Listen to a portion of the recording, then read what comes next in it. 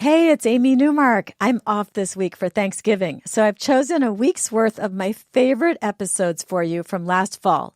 They're all about family and counting your blessings and Thanksgiving.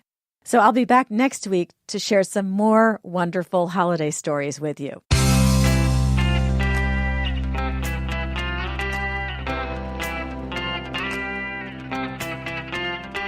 Changing your life one story at a time. This is the Chicken Soup for the Soul podcast with Editor-in-Chief Amy Newmark.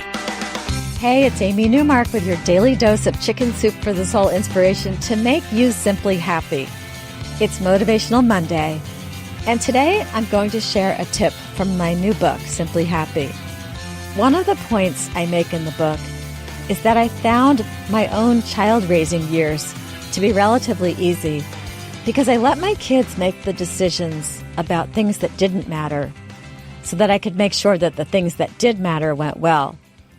In our podcast back on October 13th, I talked about how I gave my children coupons that they could present to me to have control over when they got a limited number of special privileges over the course of the year.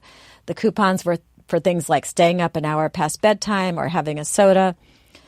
And I used the same philosophy when it came to the kids' clothing. I gave them more responsibility for their decisions at an earlier age than most people would.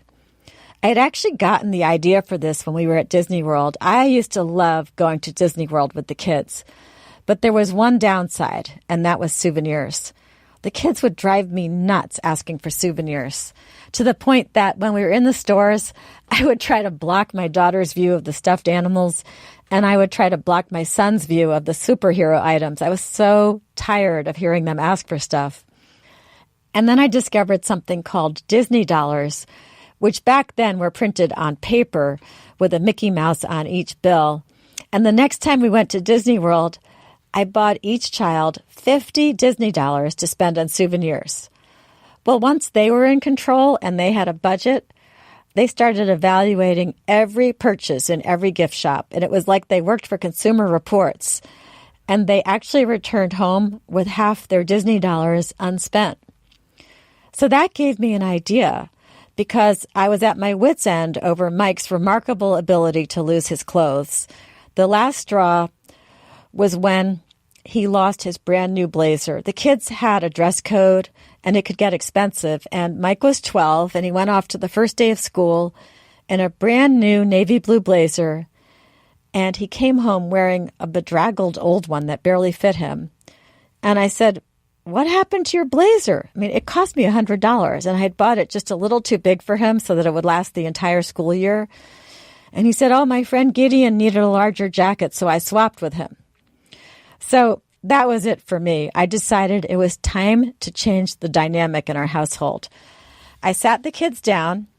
I laid out their annual clothing budget. And I said their father and I would give them half their budget in the fall and half in the spring. And that changed everything.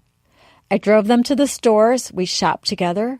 And then we each paid for our own purchases. If Mike lost something, it was not my problem. And he learned a lesson about caring for his possessions. There were no more arguments about clothing, no pleading for more, no frustration on either side.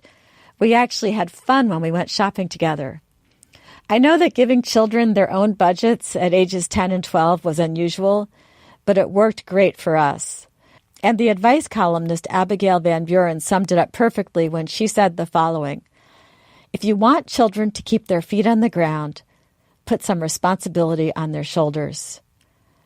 And that's what I did, literally. I gave my children the responsibility for what they wore on their shoulders. Mike became much more careful, although he did lose his blazer one more time. It was funny because it was the night before an important ninth grade event. And with my new attitude, I just laughed when he had to wear this awful, ugly pastel plaid jacket that he found in the Lost and Found. So it might have looked like I was a permissive parent giving my kids all that money, but in fact, I was raising kids who learned early to budget their money, value their privileges, and accept responsibility for their decisions and their possessions. It worked because I was focused on winning the big battles and not the unimportant skirmishes.